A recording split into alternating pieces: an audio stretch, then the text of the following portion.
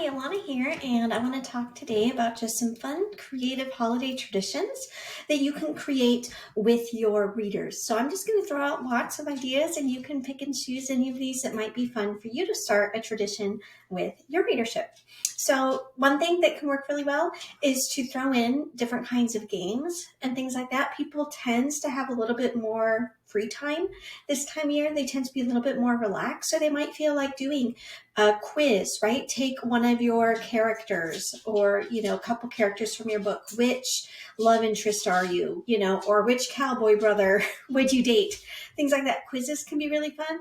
The one that I use, I just have a free account at Interact Quizzes or something along those lines, and it allows me to put in my questions and then tell the software which answer out of a multiple choice kind of will correlate with which result. And then when they get your result, they can say, you can make that a pitch for your books. You can say, hey, maybe yours is what would be your dream vacation? And the 5 potential answers are all the settings for 5 of your novels. And so let's say they got the answer to the quiz that their dream vacation would be to Rome. So you could say everything that's great about Rome. And hey, if you can't travel to Rome this year, at the very least, you can read this book about, my characters set in Rome or things like that. Giveaways for the same reason can also be fun, especially if you have kind of themes that relate to your book. So like for my Alaska Suspense series, maybe I would create a gift basket with my 3 Alaska Suspense novels and some cute Alaska paraphernalia, right? A mug and a Christmas ornament and an Alaska themed hot cocoa package, something like that. Similarly, a survey can be a really good thing, not only because your readers have extra time, but because this is a time of year where a lot of us are looking forward. And if you survey your readers, you can find certain things that they like or dislike, and that can help pick your writing schedule for the next year. A couple questions I love to ask readers. What is their pet peeve about your genre? What is their favorite of your books and why? What makes your books different than other books in your genre? Why do you read? And when you get the answers to these surveys, it can help you not only learn more about your readers, but even about the language they use. So maybe they read to relax and to feel at peace and nice and cozy. Those are words and phrases that you can use in your copy. Or maybe they read because it's really exciting and they can't put it down, and it gets their adrenaline pumping. So you can take the phrases that occur over and over, and if you use those in your blurbs, in your marketing copy, in your email newsletters, you will for sure be attracting more people, just like your survey responses.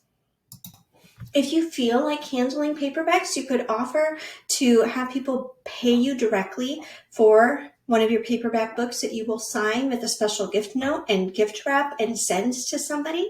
That can be really cute. So, maybe they've got a secret Santa that they know loves to read, or they still can't find a present for their mom, or things like that.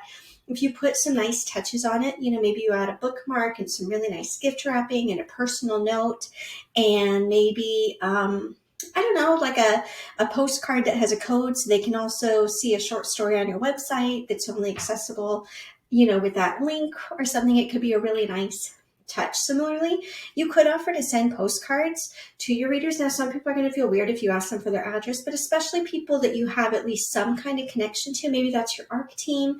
Maybe it's just people that you have a decent amount of back and forth with. You can just send them postcards to wish them happy holidays and to thank them for being great readers. And it could be such a nice personal touch and really allow you to stand out. A lot of really, really, really avid readers, sadly, they read a lot of books and don't always remember your name, especially since a lot of them are reading on ebooks, where it's not like they see your name on the cover every time they go to open it up. And so getting something that has that much of a personal touch can really go a long way to keep you front and center in their minds. One thing that I love to do around this time of year is a charity sale. You can do this in all kinds of different ways. I find the easiest way to manage it is if I just set a certain number of days and I tell my readers that all or a percentage of my sales in that given time frame are going to go to a specific charity. And so it allows them to feel good. It allows them to splurge on themselves and support a worthy cause. And so that can be a really fun way to do this too. My most memorable experience with this was in 2020, and I bundled up some of my ebooks that all had a similar theme. I forget what it was even, but it was basically once lockdown started, I put together this bundle and kind of promoted it as, here's a bundle of inspiring novels that can help get you through lockdown and help you pass the time. I set it up as a pay what you want. And I made it clear that the money that came in was going to turn into buying groceries and like shelf stable items and things like that for people in our reader community who were in need. So if somebody was in need, I had a Google form and just said, hey, give me your name, give me your address, tell me what specific things you could use most, and then like go ahead and explain to the extent that you're comfortable why this is a need. So I got several shut-ins who like didn't have kitty litter or cat food. Lots of people who needed toilet paper because they couldn't get it, from their stores. And so we were able to take the money from that sale and put it directly back into our readership. I know it really touched the people who received the goods, and it was a great way for the people who were able to buy this ebook bundle to feel like they were making a really, really, really big difference. So those are just some ideas that you might decide to try to start some holiday traditions with your readers. I also want to let you know, speaking of the charity sales this week, everything that is sold from the Successful Writer Academy, this week's revenue from all of that, 100% is going to get donated to our Liberty in North Korea fundraiser. So this supports our ongoing fundraiser to help North Korean refugees. And so anything that you buy from the Successful Writer Academy from this week is going to get donated to that. So we have courses on marketing. We have our ads library.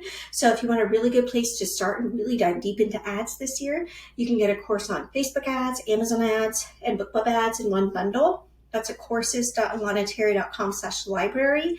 You can check out all the courses and see what works for you. We have a course on productivity, course on creativity, course on your money mindset if you're more interested in some of those kinds of topics. Plus, we have a lot of the marketing courses. So you can find all of them at courses.alanaterry.com, and you can help support our charity fundraiser that way too. So hope it was a fabulous Thanksgiving. Hope you're all doing great, and we'll talk to you soon.